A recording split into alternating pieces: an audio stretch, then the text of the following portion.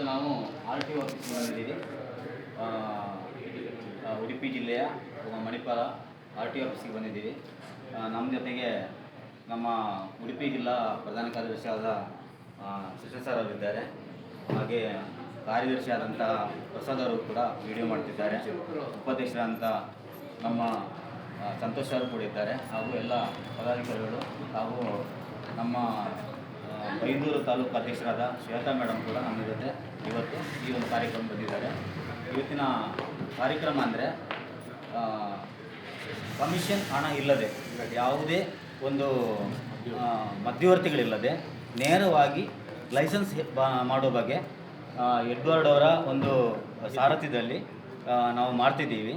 ₹1 ಕೂಡ ಕಮಿಷನ್ ಕೊಡುವಾಗಿಲ್ಲ. ಹೇಗೆ ಮಾಡ್ತಿದ್ದೀವಿ ಅಂಥೇಳಿ ಪ್ರತಿಯೊಬ್ಬರಿಗೂ ಕೂಡ ಈ ಒಂದು ಕಾರ್ಯಕ್ರಮ ದಲ್ಲಿ ಅಂದರೆ ಎಲ್ಲರಿಗೂ ಕೂಡ ಉಪಯೋಗವಾಗಲಿ ಅಂತೇಳಿ, ಅಂದರೆ ಸಾರ್ವಜನಿಕರಿಗೆ ಎಲ್ಲ ಪ್ರತಿಯೊಬ್ಬರಿಗೂ ಕೂಡ ಉಪಯೋಗವಾಗಲಿ ಅಂತೇಳಿ ಈ ಒಂದು ಕಾರ್ಯಕ್ರಮ ಮಾಡ್ತಿದ್ದೀವಿ. ಯಾವುದೇ ಒಂದು ಕಮಿಷನ್ ಹಣ ಕೊಡದೆ, ಬ್ರೋಕರ್ ಇಲ್ಲದೆ ಹೇಗೆ ಮಾಡ್ಬೋದು ಅಂತೇಳಿ ನಮ್ಮ ಎಡ್ವರ್ಡ್ ಸರ್ ಅದರ ಬಗ್ಗೆ ವಿವರಣೆಯನ್ನು ಕೊಡ್ತಾರೆ. ಹಾಗೆ ಮೇಡಮ್ ಹೆಸರು ಮೆಲ್ಬಾ ಮೇಡಮ್ ಅವರು ಇವತ್ತು ಲೈಸೆನ್ಸ್ ಮಾಡಿದ್ದಾರೆ. ಅವರ ಅಭಿಪ್ರಾಯವನ್ನು ಕೇಳೋಣ. ಮೇಡಮ್, ನಿಮ್ಮ ಅಭಿಪ್ರಾಯವನ್ನು ಹೇಳಿ. ಇದೆಲ್ಲ ಡಾಕ್ಯುಮೆಂಟ್ ವರ್ಕ್ಗಳೆಲ್ಲ ಸುಲಭವಾಗಿ ಆಗುತ್ತೆ. ನಮಗೆ ಎಡ್ವರ್ಡ್ ಸರ್ ಪರಿಚಯ ಇರೋದ್ರಿಂದ, ಸೊ ಅವರಿಂದಾಗಿ ನನಗೆ ಕಮಿಷನ್ ಇಲ್ಲದೆ ಇವತ್ತು ಲೈಸೆನ್ಸ್ ಮಾಡಲಿಕ್ಕೆ ಸಹಾಯ ಆಯಿತು. ಒಳಗೆ ಹೋಗಿ ಇವತ್ತು ನಂಬರ್ ಹಾಕಿದೆ, ಆಮೇಲೆ ಬಯೋಮೆಟ್ರಿಕ್ಸ್ ಆಯ್ತಂತೆ. ಇವತ್ತು ನಾನು ಹೋಗಿ ನಂಬರ್ ಹಾಕಿದ್ದೆ, ಮತ್ತು ಬಯೋಮೆಟ್ರಿಕ್ ಆಯಿತು, ಅಲ್ಲಿ ಫೋಟೋ ಪ್ರೊಸೀಜರ್ ಆಯಿತು, ಸಿಗ್ನೇಚರ್ ಪ್ರೊಸೀಜರ್ ಆಯಿತು.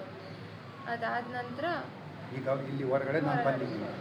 ಓಕೆ ಸರ್, ಎಡ್ವರ್ಡ್ ಸರ್ ಅವರು ಒಂದೆರಡು ಮಾತಾಡಿ. ಈಗ ಎಲ್ಲರೂ ಮಾಡೋ ಯೋಜನೆ ಅಂದರೆ ಅದು 5-6 ವರ್ಷದ ಮುಂಚೆ ಒಂದು ರೂಲ್ಸ್ ಇತ್ತು. ಈಗ ರೂಲ್ಸ್ ಬದಲಾಗಿದೆ.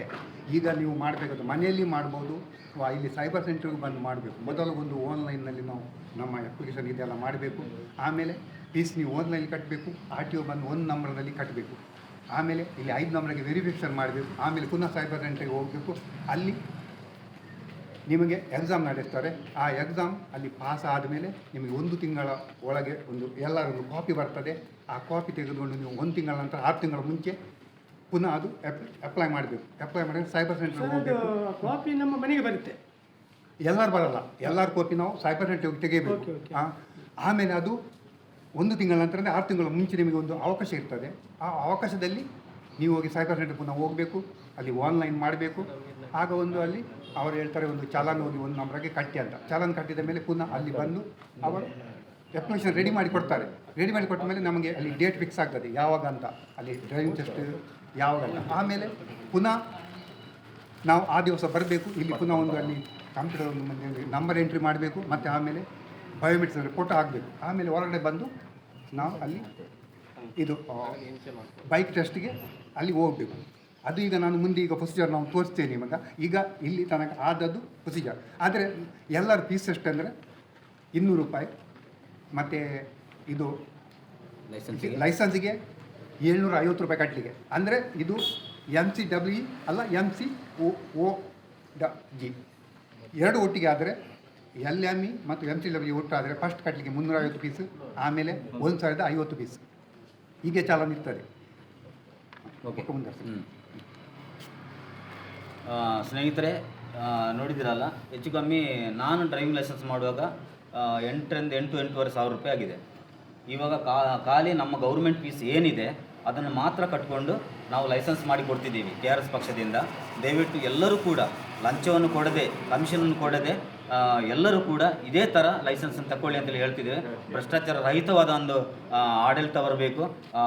ಭ್ರಷ್ಟಾಚಾರ ಇನ್ನು ಯಾರೂ ಮಾಡುವಂಗಿಲ್ಲ. ₹1 ಕೂಡ ಲಂಚ ಕೊಡದೆ ಕೆಲಸವನ್ನು ಮಾಡಿಸಿಕೊಡುವ ಜವಾಬ್ದಾರಿ ನಮ್ಮದು. ಹಾಗೆ ಸಂತೋಷ್ ಸರ್ ಮಾತಾಡಿದ್ರೆ.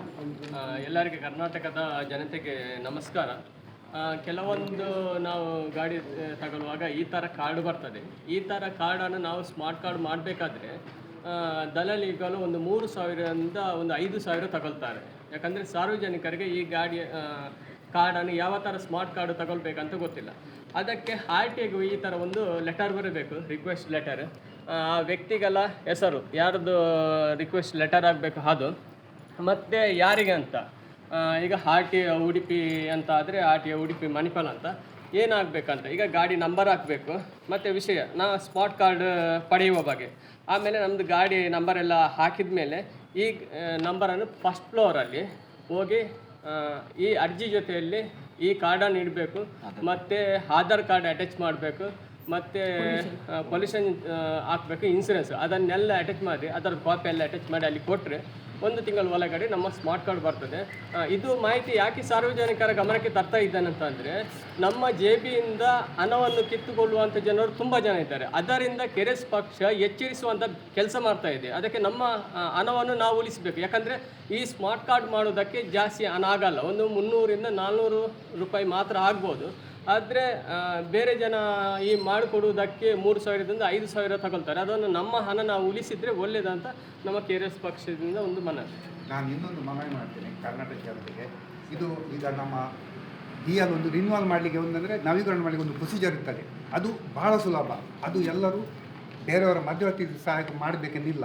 ಅದು ನಾವು ತಂದು ಅದಕ್ಕೆ ಒಂದು ನಮ್ಮದು ಮೆಡಿಕಲ್ ಫಾರ್ಮ್ ಉಂಟು, ಡಾಕ್ಟರ್ದು ಒಂದು ಮೆಡಿಕಲ್ ಸಿಗ್ನೇಚರ್ ಮಾಡಿದರೆ ಆಮೇಲೆ ನಾವು ಸೈಬರ್ ಸೆಂಟರ್ ಬಂದರೆ ಅವರು ಅದು ನಮಗೆ ರೆಡಿ ಮಾಡಿ ಕೊಡ್ತಾರೆ. ಒಳಗೆ ಬಂದು ಒಂದು 450 ರೂಪಾಯಿ ಫೀಸ್ ಕಟ್ಟಿಗೆ ಇರುವುದು. ಆ ಫೀಸ್ ಕಟ್ಟಿ ನಿಮ್ಮದು ನವೀಕರಣ ಆಗಿ ನಿಮ್ಮ ಮನೆಗೆ ಬರ್ತದೆ. ಇದು ನೀವು ಹೇಳಿ ಒಂದು LME ಮತ್ತು MCW ಒಟ್ಟು ಟೋಟಲಾಗಿ ಜೊತೆಯಾಗಿ ಆಗಬೇಕಾದ್ರೆ ಒಂದು ಸಾರಿ 50 ರೂಪಾಯಿ ಫೀಸ್. MCW ಒಂದಾದರೆ ನಿಮಗೆ ಖಾಲಿ 900 ರೂಪಾಯಿ ಬೀಳ್ತದೆ. ಮತ್ತು ರಿನ್ಯೂವಲ್ ಆಗಬೇಕಾದ್ರೆ ನವೀಕರಣ ಆಗಬೇಕಾದ್ರೆ ನಿಮಗೆ 450 ರೂಪಾಯಿ ಫೀಸ್ ಬೀಳ್ತದೆ. ಓಕೆ, ನನಗೆ ಪಾತಿಲ್ಲ ಅನುಭವ. ಸರ್ ಮಾತಾಡಿ. ಓಕೆ, ಇನ್ನು ಕೊನೆ ಮಾಡಿ. ಓಕೆ, DLCT ಹೋಗ್ಲಿ ಉಂಟಲ್ಲ, ಅಲ್ಲಿ ನೋಡಲಿಕ್ಕೆ ಉಂಟಲ್ಲ? ಬೇಡ ಬೇಡ.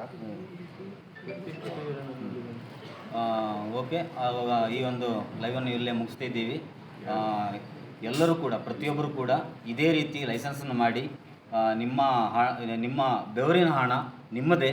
ದಯವಿಟ್ಟು ಬೇರೆಯವರಿಗೆ ಲಂಚ ಕೊಟ್ಟು ಕಮಿಷನ್ ಹಣ ಕೊಟ್ಟು ದಯವಿಟ್ಟು ನಿಮ್ಮ ಹಣವನ್ನು ವ್ಯಯ ಮಾಡಬೇಡಿ. ನಮ್ಮ KRS ಪಕ್ಷ ಈ ಪ್ರತಿಯೊಬ್ಬರ ಜೊತೆಗಿದ್ದೇವೆ. ಬಡವರ ಪರವಾದ ಈ ಒಂದು KRS ಪಕ್ಷ ಮುಂದೆ ಯಾವುದೇ ಸಮಸ್ಯೆ ಆದರೂ ನಮ್ಮನ್ನು ಕಾಂಟ್ಯಾಕ್ಟ್ ಮಾಡಿ.